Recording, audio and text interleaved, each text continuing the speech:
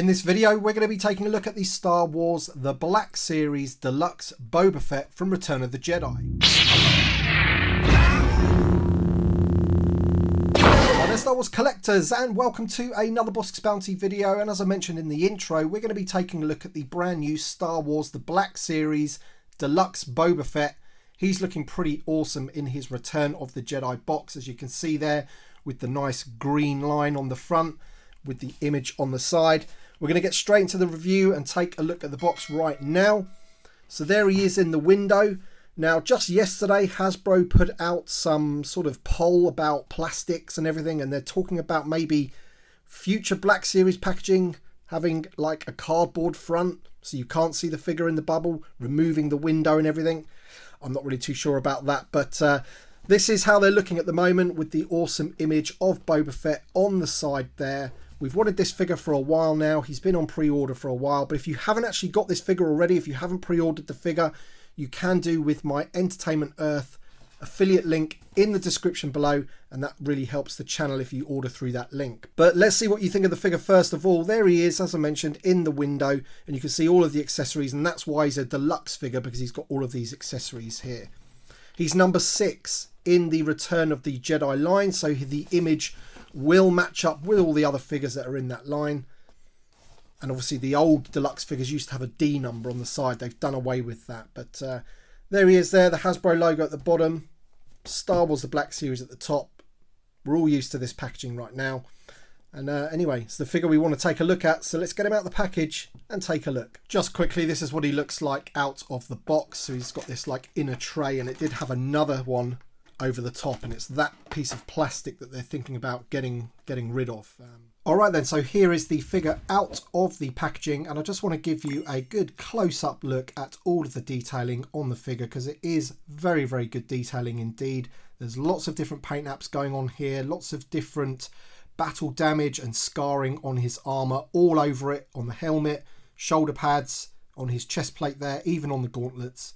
So it's not a perfect paint work, because obviously he is all battle damaged, and you can see there even on the jetpack you've got some weathering going on and some scratches and everything, so it's not like it's brand new paint, which is very, very good because it gives it more of the screen accuracy that we want.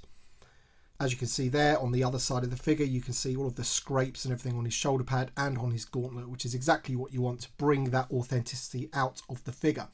Now, what I would say about the helmet is that it did look a bit crushed inside the bubble, and I've got to say it does look a little bit crushed on the actual figure as well. I'm going to have to try and sort of manipulate that somehow, because if we bring in the Vintage Collection one here, so I am going to compare to the Vintage Collection one throughout this review, you can see there that the helmet on this guy is a lot better.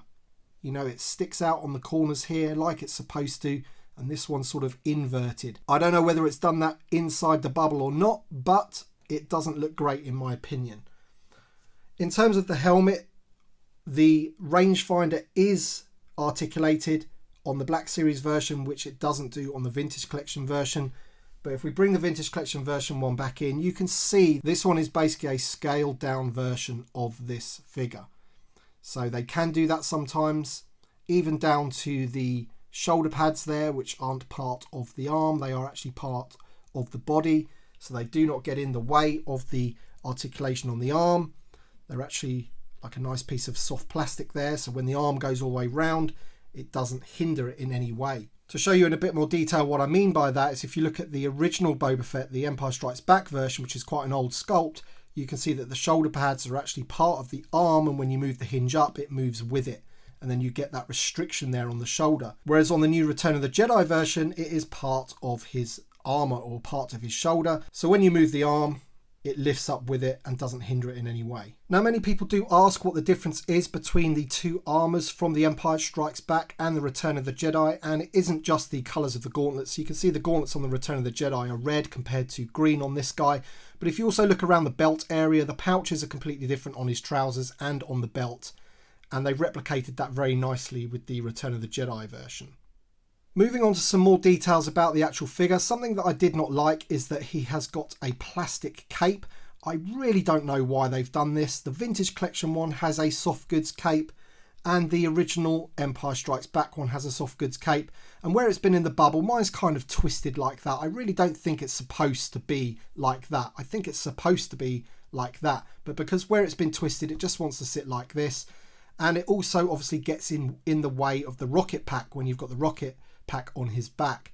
So it's a little bit annoying. You can see the belt there moving around. That is a separate piece which does hide the joint on his torso, which is pretty cool.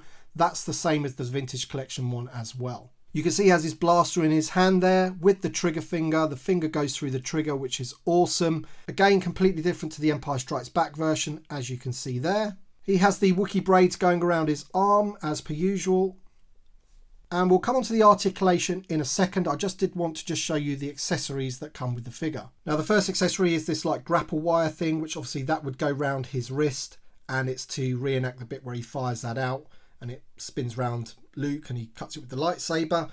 You also get the blaster, as I mentioned, that is the blaster there. But you also get a blaster that's chopped in half, which I think is pretty cool. So you get this one here and then this piece here, and it just fits in like so.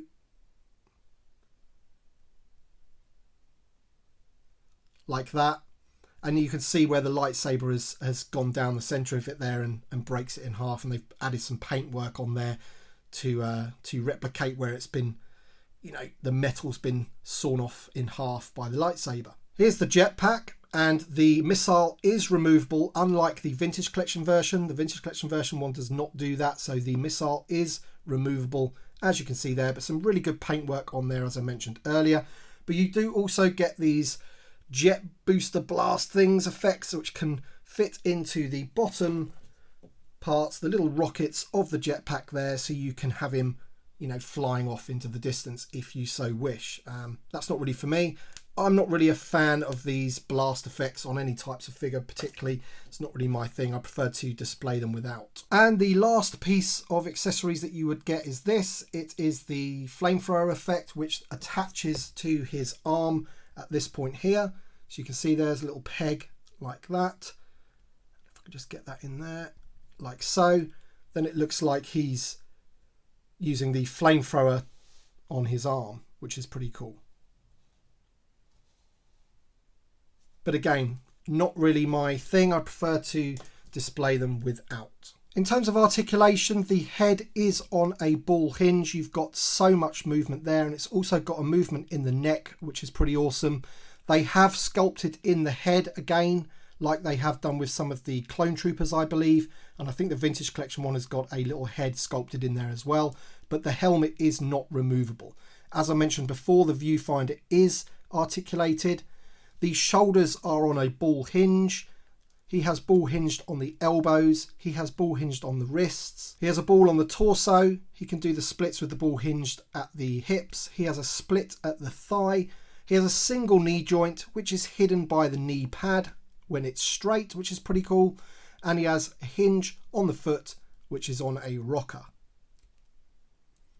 So all the usual articulation that you would get on a figure. The reason this figure is a deluxe figure is because of all the accessories that you get. But I can't help but thinking that this plastic cape is an annoyance. It's really bugging me. I don't like it. I wish it was soft goods, like the Empire Strikes Back version and like the Vintage Collection version. The other small complaint is the Jetpack Peg. It has these two square pegs here and the round peg, and they're supposed to go in these pieces here. And as per usual, you can try and get it in there. It doesn't sit as flush as you would like. And then of course, this then just gets in the way. You kind of want that tucked in behind.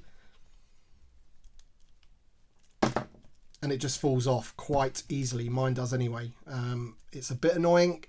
You want to really sort of jam it in there. And there he is. So let me know your thoughts in the comment section below. I'm not too keen on the helmet. If you look at the Vintage Collection one, there it is. I think the helmet of the Vintage Collection one looks so much better. Even though the viewfinder or the rangefinder isn't articulated, it just looks better in my opinion. But I am a little bit biased because I am predominantly a 3.75 inch collector. I do buy the odd Black Series if they're good figures, and obviously the Boba Fett is, you know, qualifies as a decent figure and character. you're going to want him in your collection. And it is an improvement, except for the cape, in my opinion. I'm not a fan of that cape, as I mentioned before. I'm just going to see if you can actually take that off. I wouldn't really want to try. I think that's glued in, but it looked like it could have a peg there, but I do not want to try and take that off just in case it's glued in. But obviously fantastic detail. You can't get away from the fact that obviously the Black Series figures always have fantastic details. The paint applications are great. You can see the little Mandalorian logo on his shoulder there. And all the battle damage, even the battle damage on the back of the helmet. It's pretty extreme there actually. It's rather, it's gone rather silver. But all in all, just a fantastic looking figure. All the way down to the knees with the battle damage and everything going on. So fantastic. So let me know your thoughts in the comment section below. Hope you've enjoyed this review. Let me know if you're going to pick up this figure. As I mentioned, if you do want to get this figure, he is on pre-order at Entertainment Earth and the affiliate link is in the description below. Thank you very much for watching this review and we shall see you on the next one.